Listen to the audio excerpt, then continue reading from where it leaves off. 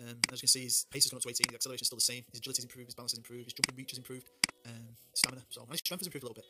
He still weighs exactly the same as he did when he started. So yeah, definitely an improvement on the computer. Let's have a look what happens when I have control of him. Right, it's a bit different, isn't it? I mean, his pace has stayed at 17, but his acceleration's gone up to 19, his agility's gone up to 19, his balance has improved, but his jumping reach hasn't. Even though, for some weird reason, he's now 6 foot. So when I had control of him, I managed to make him grow an inch. Don't know how I did that, I'll be honest with you. His natural fitness is the same as when he started. His pace is the same as when he started. One thing he has improved is his strength, and that is something I worked on. I do like working on strength on younger players because I just always think of the likes of Ronaldo or David De Gea when they signed for United and they were 17, 18-year-old. These little scrawny lads, aren't they? Getting bullied off the ball, and then when they get older, they get beefier. So that's the thinking behind it. I always try to make him a bit stronger. Right, just a couple more stats to check, and his what foot he uses, his descriptions, and his play traits basically. So obviously when he starts, he's right-footed, he's got spirited personality, he's a wonder kid, his goalkeeper rating's 2, and he's got 2 add-ons to his game. One is moving to channels, the other is knock the ball past opponents. Let's have a look at what happens when he's with the computer. As you can see, he's still right-footed, still spirited, he's turned into an explosive striker. He's got a goalkeeper rating now of 3. He's added a few things to his game. He's got moving to channels, which he had originally. Play shots is new. Argues with officials is not a good one. Knocks the ball past opponent and dwells on the ball. So I'd say 2 of them aren't good, if I'm completely honest. So I'm not too sure how happy I'd be with that. Let's have a look at what happened when I was with him. Right, as you can see, he's still right-footed, still spirited. He's now just a striker. His goalkeeper ratings as well. He's gone up to 3. Now I try to add things to his game a lot of time. Things don't always work, but I really believe in adding as much as you can to their game. So what I've done is he now runs with the ball through the centre. He moves into channels, which he had originally. He shoots with power, which is something I added to his game, and he still knocks balls past opponents. So I like to think that at least all his play traits are good ones. Whereas when he's with the computer, there's 2 of them I'm not wanting to have, arguing with officials and dwelling on the ball. So I'm happy with what I did compared to the computer. Now, with any player, he needs game time. He needs to play to develop, I think. And that's what I've done with him. I think if I've got a good enough player who's young enough to be in the first team, or be in the first team squad, you've got to play him as much as you can. And that's the best way to develop him, really, at the end of the day. So here you can see his history when you start a game. And obviously, these are league games he's played.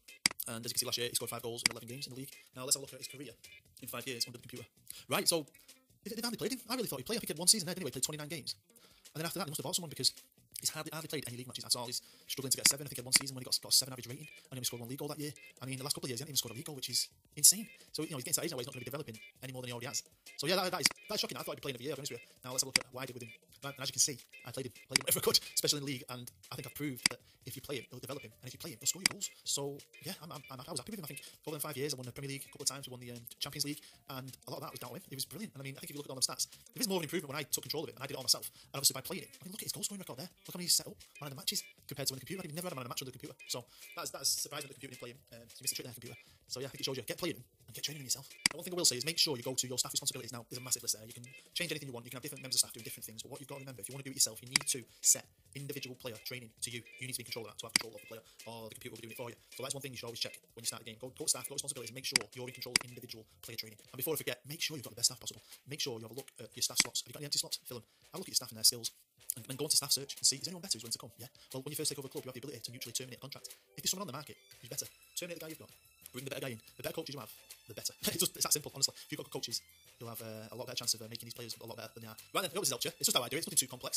Luckily, I think I proved I haven't wasted 20 years of my life playing Football Manager training my own players, because I think you see a difference. I definitely do, honestly. Can't believe what he's turned into a really good player. There are better players than him on the game, I'll be honest with you, but he does turn into a good player if you play him right and you work on his game. Now, before we do go, I've got to say, don't forget to check out fmscout.com if you're not already. Brilliant website. I'm sure you've checked out before. Lots of downloadable content, kit packs, just good stories, good tactics to try out. So yeah, don't forget to go to fmscout.com. Right, and that's me, Bood FM. I hope you enjoyed it. I hope someone's learned something somewhere, and I hope you can maybe apply this to your young players and you'll develop yourself a quality wonder kid. That's me finished. I hope you have a nice day. Take care, and I'll see you later.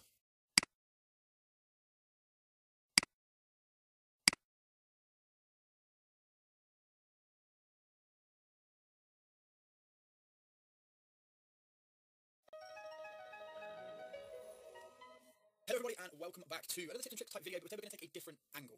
We've got along with this, and correct me if I'm saying this wrong, Access Euphoria, is that right? Yes, got it right. Okay, so what we've done, I put out a tweet sometime in the last week or however whenever this video comes out, asking for people to come along and maybe do some kind of podcast type style to do with regen hunting, and Access jumped up to me on Twitter and said, yo, I'll jump in and help, and his knowledge of regen hunting to me is probably one of the best I've seen. He gave me several different ways that he hunts for regens, and I thought this knowledge would be great to pass on to some of you guys that maybe find it a little bit more difficult. For me, regen hunting is quite simplistic, and we sometimes complicate it, but there are several different methods that different people use, and I want to kind of put them all to one in a quick 10-15 minute video. We'll try and practice that as quick as we can, and we're going to give you as much knowledge as possible. So I'm going to jump straight to the chase. Access, give me your number one in your opinion, way to find that top level regen, or regen suitable for the level of club you are at the time. Okay, if I'm going on what I'm doing now, that would be going through the actual youth intakes for when regens come up and scouting pretty much all of them at the moment, but that's just based on my current situation, my current club. That'd be my number one. So you're talking about finding out the days that the intakes come in and then going and getting there before the teams? Yeah, so obviously they changed a little bit for this year's game, but going putting elsewhere, England or Sweden or whenever, gets a youth intake going and trying to get there first, find the best ones and get them for you. Okay. If you've got them. That's I mean, that is probably the way that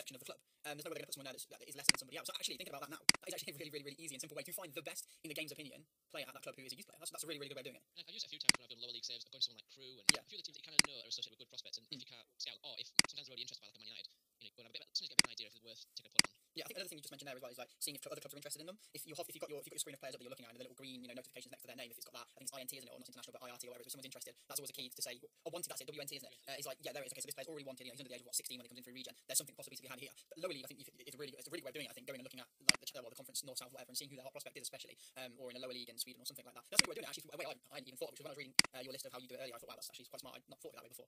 What I'm going to bring up next, which is kind of a method 3, I guess. Another way that's used quite commonly to the first method that we talked about is going into the world intake screen and scouting absolutely everybody. Have you done it that way before?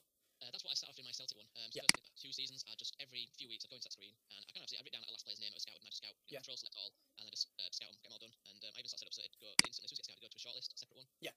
I don't know, because obviously when you do that, you get all the scout reports emails, and yes. when you scouts, you get like 19 emails a day. I mean, I've noticed when you get to about 700, it starts to slow everything down. So I would suggest doing it in 50s or so. Or definitely honing on what you mentioned earlier with Crew, the clubs that you know have really good intakes or really good youth development systems. So again, I'll try and put in the description if I can find it, a list from one of the fan sites of all the best, highest potential clubs from around the globe. That's always a good way to go and do it as well. Also, what we're doing on the screen at the minute, it'll be showing you the way of how to go to these particular pages rather than just talking about it and just leaving you to try and figure it out for yourself. So it will show you on the screen, hopefully, or definitely the way to go to your world intake and how to find that. Because that's 3 different methods we've gone through so far. Is there a 4th you want to throw at me? I mean, the first part of the normal one, I'd say, is setting your scouts to go yes. in certain areas or regions or just around the world. I mean, I know now I've got one where it's just constantly out there, just trying to send off to scout, between like 16 and 19 for that kind of region age, and just getting your reports on those players that come in. What kind of scout network would you recommend? I mean, obviously the multinational the better. Let's go for a mid-range club, like a championship type club. You don't have the best scouts in the world, you don't have the greatest knowledge in the world, but you have a limited amount. You can use, say, 6. What kind of areas in your FM experience are you thinking? Right, I'm gonna try this.